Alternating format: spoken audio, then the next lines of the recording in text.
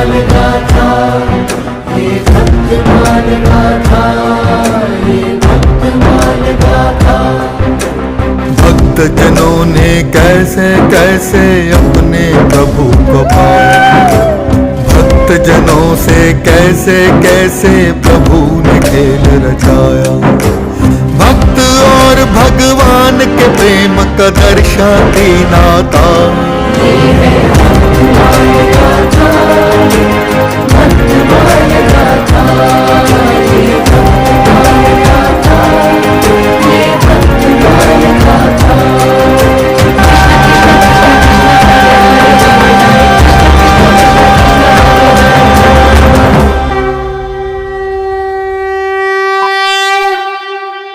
बारंबार प्रभु मेरे सम्मुख आते हैं और मैं उन्हें पहचान नहीं पाता। तुम्हें समझना होगा कि प्रत्येक मनुष्य में भगवान है और प्रत्येक मनुष्य को भगवान ही समझना है। यदि यह तुम समझ गए तो कभी भी भगवान और भक्त के बीच पर्दा नहीं रहेगा। चलते चलते पहुंच गए काशी तुलसीदास। मैं हत्यारा हूँ, मुझे भिक्षा दीजिए। कौन है आप और इस प्रकार भिक्षा क्यों मांग रहे हैं? मेरा नाम विप्रचंद है। मुझसे हत्या का घोर अपराध हुआ है। उनका कहना है कि अपना पाप अपने मुख से कहने से कट जाता है और साथ में तीर्थों और महात्माओं के दर्शन करने से पाप का क्षय होता है और राम नाम भी पाप को काटने का सर्वोत्तम उपाय है। इसीलिए मैं अपने प्रायश्चित के लिए तीनों उपाय कर रहा हूं। राम नाम, समस्त ब्रह्मांड में राम नाम से बड़ा कुछ भी नहीं। यदि कोई एक बार भी राम का नाम ले ले तो समस्त पापों से मुक्त हो जाता है। किंतु विप्रचंद जी ने तो मेरे सम्मुख 2 बार राम का नाम लिया है तो पापों से विमुक्त हो चुके हैं। यदि विप्रचंद पवित्र है तो हम इसके हाथों में भोजन की थाली रखेंगे और ज्ञानवापी मंदिर में जो नंदीश्वर भगवान का विग्रह है उनके सामने जाकर इसको भोग लगाने के लिए बोलना होगा। और यदि नंदीश्वर भगवान ने विप्रचंद्र के कहने से वो प्रसाद खा लिया तो हम इसको पवित्र मान लेंगे।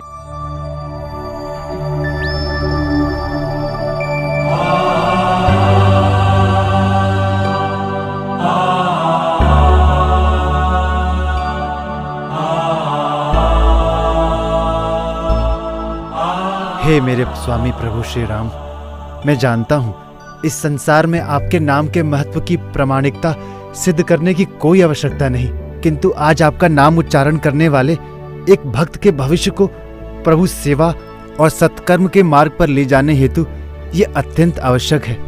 उसने सच्चे हृदय से अपने पाप का प्रायश्चित कर लिया है। सर्वप्रथम आप ये भोग स्वीकार कीजिए।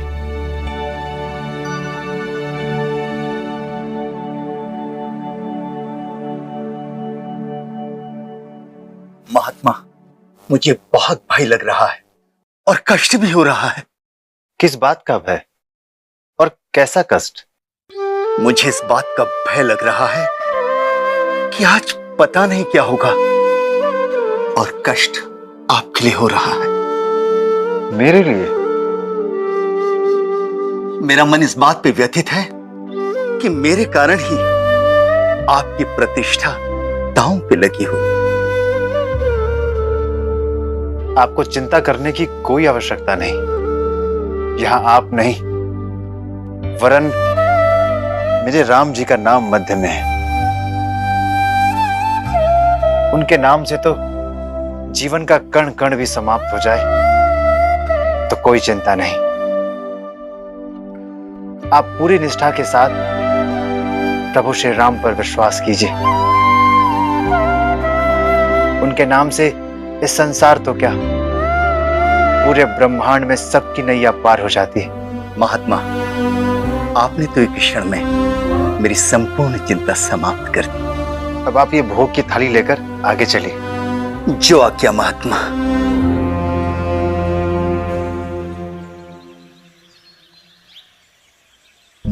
समय हो गया गोस्वामी जी, चलें? अवश्य। आप माननीय हैं, सबसे पहले आप ही चलिए। किंतु परीक्षा तो विप्रचंद्र जी की है, आगे यही चलेंगे। विप्रचंद से अधिक तो आपके मान सम्मान की परीक्षा है पंडित जी। मेरे आराध्य के नाम के आगे मेरा मान सम्मान तो कण मात्र भी नहीं है। वहीं जाऊंगा जहां मेरे राम जी ले जाएंगे। चलिए चलिए आइए।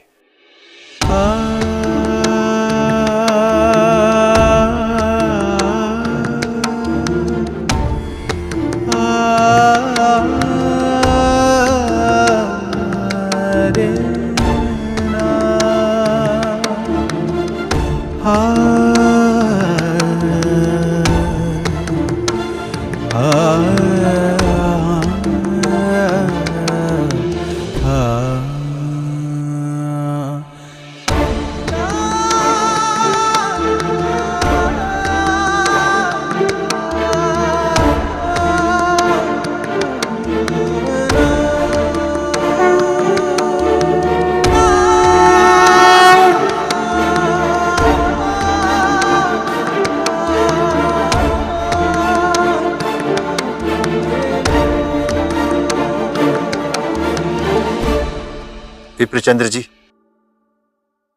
भोग की थाली नंदीश्वर भगवान के सामने ले जाइए। जैसे आपकी आज्ञा।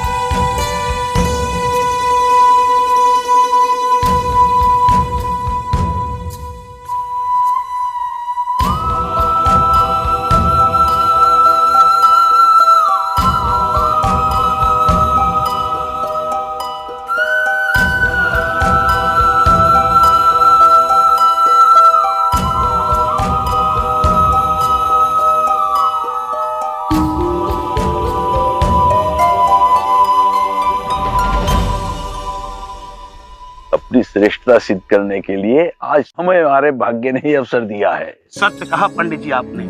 काशी आज जान जाएगी कि हम ही सर्वश्रेष्ठ हैं। आज के पश्चात गोस्वामी जी को हमारे समाज से बहिष्कृत होना ही होगा। हे नंदीश्वर भगवान, ये एक राम भक्त की परीक्षा है। राम नाम के जप से उसने अपने पाप का प्रायश्चित पूर्ण कर लिया है। मन, हृदय और आत्मा से अब वो संपूर्ण रूप से पवित्र हो चुका है। यदि आपका आशीर्वाद मिला तो उसका जीवन सत्कर्मों के मार्ग पर सदैव के लिए अग्रसर हो जाएगा। भोग ग्रहण कीजिए भगवान।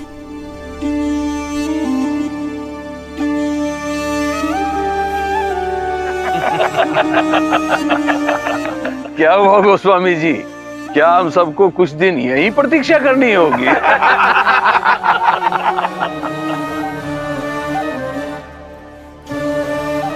यदि आपने भोग ग्रहण नहीं किया तो इस अभागे विप्रचंद्र का जीवन कठिनाइयों से भर जाएगा। आप तो स्वयं भगवान शिव जी के गण हैं, जिन्हें सदैव प्रभु श्री राम प्रिय हैं। ये उन्हीं का नाम लेकर गांव-गांव भटक रहा है, जिनका नाम एक बार ही लेकर मनुष्य इस संसार रूपी वैतरणी को पार कर लेता है और स्वयं के लिए मोक्ष का मार्ग प्रशस्त कर लेता है।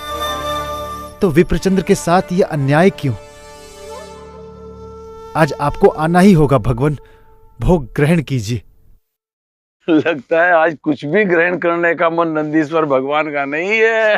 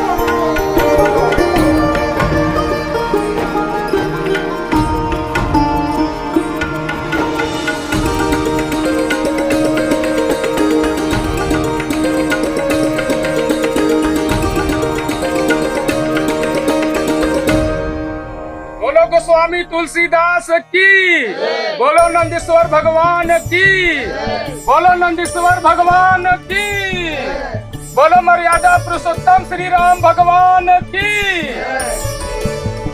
बोलो ब्राह्मण विप्रचंद्र देव की।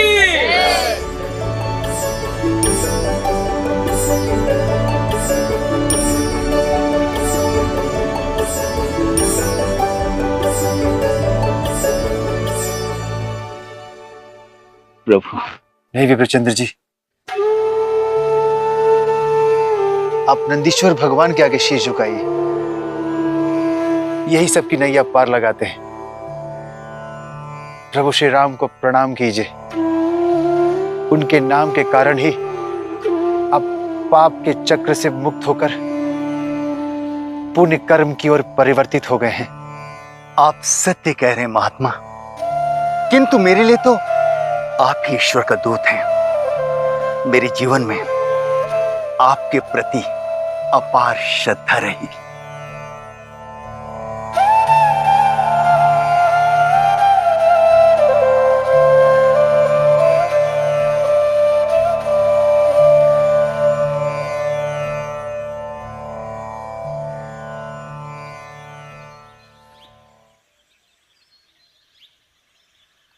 महात्मा जी, आपकी कीर्ति चहुओर फैल रही है। ये मेरा सौभाग्य है कि मुझे नित्य आपके दर्शन प्राप्त होते हैं। मेरा संपूर्ण जीवन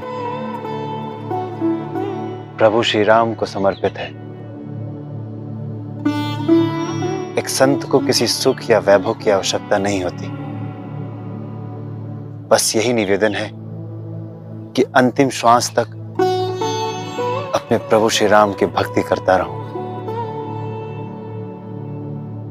महात्मा, इस ब्राह्मण का प्रणाम स्वीकार करें। आपको भी मेरा प्रणाम विप्रदेव। महात्मा, मेरा नाम केशव है। मैं आपकी कीर्ति सुनकर यहां आया हूं। सब राम जी की कृपा। कहिए ब्राह्मण देव, मैं आपकी क्या सेवा कर सकता हूं? आप मेरी सेवा की बात कर मुझे लज्जित मत कीजिए। महात्मा, मैं तो आपका सेवा भाव लेकर यहां आया हूं। ये आपका बड़प्पन है विप्रदेव। कहिए, मैं आपकी क्या सहायता कर सकता हूं? महात्मा, मैं काशी के उस विप्र समाज से आया हूं जिन्होंने आपको बहिष्कृत करने का मन बना लिया था। मैं तब भी उनके साथ नहीं था और आज भी उनके साथ नहीं हूं। मैं तो आपकी ईश्वर भक्ति से प्रसन्न होकर यहां पर आया हूं। विप्रदेव, ये मेरे लिए सौभाग्य की बात है कि मैं आपके हृदय में थोड़ा स्थान बना पाया। मुझे ज्ञात है महात्मा, आपकी साधना और आपकी भक्ति से प्रभुभूत होकर भगवान श्री राम ने आपको दर्शन दिए हैं। आपकी कीर्ति चारों दिशाओं में फैली हुई है। उसी को सुनकर मैं आपके पास आया। आप मुझे अपनी सेवा का अवसर प्रदान करेंगे तो मैं स्वयं को धन्य समझूंगा। विप्रदेव, मैं भी एक संत हूं और मैं दूसरों के लिए सेवा का भाव रखता हूं। यदि मेरे लिए कोई सेवा हो तो अवश्य बताइए। ऐसा मत कहिए भगवान, आप वास्तव में एक दिव्य संत और महापुरुष हैं। आपकी सेवा करके मेरा जीवन धन्य हो जाएगा। इसीलिए मैं आपसे आग्रह करता हूं, आप कुछ दिन तक मेरे साथ निवास करें। मैं आपके भोजन इत्यादि की व्यवस्था करूंगा। आप निश्चिंत होकर भगवान की भक्ति करें। विप्रदेव, अभी मुझे इनकी आवश्यकता नहीं है। आपके समक्ष जो महात्मा हैं, इन्होंने ही मुझे आश्रय दिया है। ऐसा मत कहिए महात्मा, इस जीवन में आपके साथ रहने का अवसर मुझे प्रभु कृपा से ही प्राप्त हुआ है। मुझे भी आपकी सेवा का अवसर मिला तो मैं इसे ईश्वर की अपार कृपा समझूंगा। ये आप क्या कर रहे हैं ब्राह्मण देवता? इस प्रकार तो मैं ईश्वर के कोप का भागी बन जाऊंगा। महात्मा, ईश्वर का दर्शन करने के बाद आप मेरे लिए ईश्वर के समान। आपकी सेवा मेरे लिए प्रभु सेवा के तुल्य है। ईश्वर तुल्य होना मनुष्य के वश में नहीं है। मैं तो उनका एक छोटा सा दास हूं। किंतु आपकी सेवा तो मेरे लिए पुण्य अर्जित करने का अवसर है। ये अवसर प्रदान करने के लिए मैं आपका जीवन भर आभारी रहूंगा। विप्रदेव, आप इतने सम्मान पूर्वक निवेदन कर रहे हैं तो आपका आग्रह मैं अस्वीकार कैसे कर सकता हूं? चलिए, मैं चलने के लिए तैयार हूं। आपने सत्य कहा और मुझे भी प्रसन्नता हो रही है। आप तो समस्त जगत के लिए हैं और सभी को आपके सानिध्य की आवश्यकता है। आइए महात्मा जी, चलते हैं। इतनी शीघ्र? किंतु अभी तो आपने व्यवस्था भी नहीं की होगी। यहाँ आने के पूर्व ही मैंने आपके लिए उचित आश्रम की व्यवस्था कर दी है महात्मा। किंतु आपको तो ज्ञात भी नहीं था कि महात्मा आपके साथ जाएंगे। मुझे पूर्ण विश्वास था कि महात्मा जी मेरे साथ अवश्य चलेंगे। अति उत्तम। यही विश्वास एक भक्त का ईश्वर पर होना चाहिए। किंतु आपको कुछ क्षण प्रतीक्षा करनी होगी। मेरे राम भी मेरे साथ जाएंगे।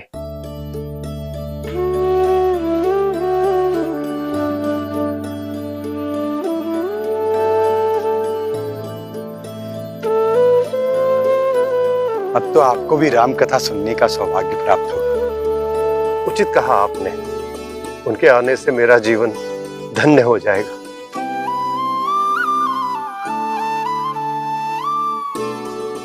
दीजिए, गठड़ी मैं ले लेता हूं। नहीं नहीं, इसकी कोई आवश्यकता नहीं।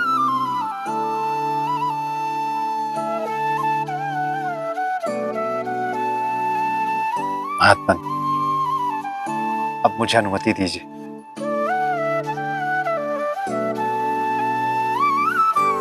आइए, चलिए महात्मा।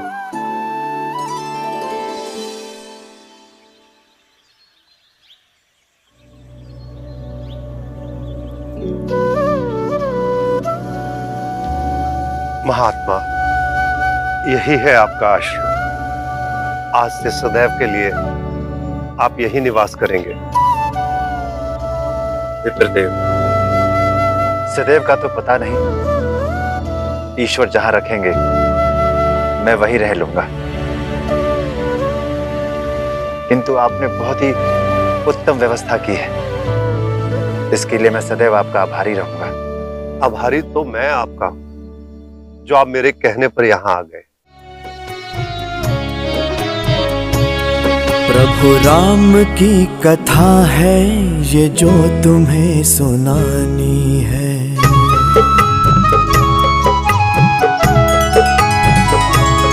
प्रभु राम की कथा है ये जो तुम्हें सुनानी है। जो इसे समझ गया वो जग में बड़ा ज्ञानी है। प्रभु राम की कथा है ये जो तुम्हें सुनानी है।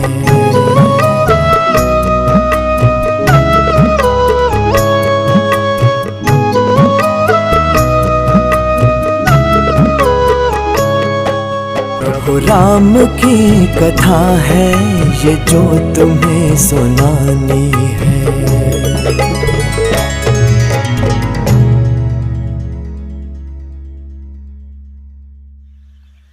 बोलो सियावर रामचंद्र की जय। पवन सुत हनुमान की जय। गोस्वामी तुलसीदास जी की जय।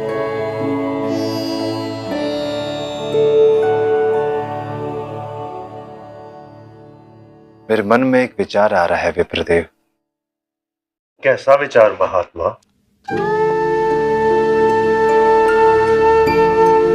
स्वयं भगवान शिव ने मुझे दर्शन दिया और तुम्हें दीक्षित करने का निर्देश किया। तुम्हें इस राम कथा का ज्ञान केवल एक भक्त तक पहुंचाना है। तत्पश्चात वह भक्त स्वयं इस राम कथा का प्रसार संपूर्ण संसार में करेगा। महादेव, वह कौन परम भाग्यशाली भक्त है जिसके कारण मुझे आपके साक्षात दर्शन हुए? हरिपुर ग्राम में रहने वाले एक राम भक्त बालक राम बोला को तुम्हें इस राम कथा का दान देना है। वह एक अनाथ बालक है, तुम्हें उसे अपनी शरण में लेना है। उसे वैष्णव मंत्रों से दीक्षित करके भाषा और व्याकरण का ज्ञान देकर रामकथा समझने के योग्य बनाना है। कालांतर में उसी बालक के द्वारा प्रबंध काव्य के रूप में इस राम कथा को लिपिबद्ध किया जाएगा। मेरे गुरुदेव ने जो मुझे कहा था, उनके कथन को अब मूर्त रूप देने का समय आ गया है। मैं आपका आशय समझा नहीं भगवान। अपने गुरुदेव और भगवान शिव के निर्देशानुसार प्रभु श्री राम के चरित्र को आम जनमानस तक पहुंचाने का समय आ गया है। इसलिए मैं प्रभु श्री राम के चरित्र को लिपिबद्ध करना चाहता हूं। यह तो बहुत ही शुभ कार्य है। रामचरित्र को लिपिबद्ध होते देखना और उसका साक्षी बनना मेरे लिए परम सौभाग्य की बात है। मेरे गुरुदेव भगवान ने जो मुझे रामचरित्र की दीक्षा दी है, उसे भगवान शिव का स्मरण कर, अपने वचन अर्पित कर, मैं रामचरित्र की रचना प्रारंभ करूंगा। आप जैसे तपस्वी के हाथों प्रभु श्री राम का चरित्र घर घर में और संसार में पहुंचेगा। लोग उसको पढ़कर समझकर उनके आदर्शों का पालन करेंगे तो समस्त संसार में सुख और शांति की स्थापना होगी। प्रभु, तो आज से ही मैं इसका शुभारंभ कर देता हूं। अति उत्तम महात्मा।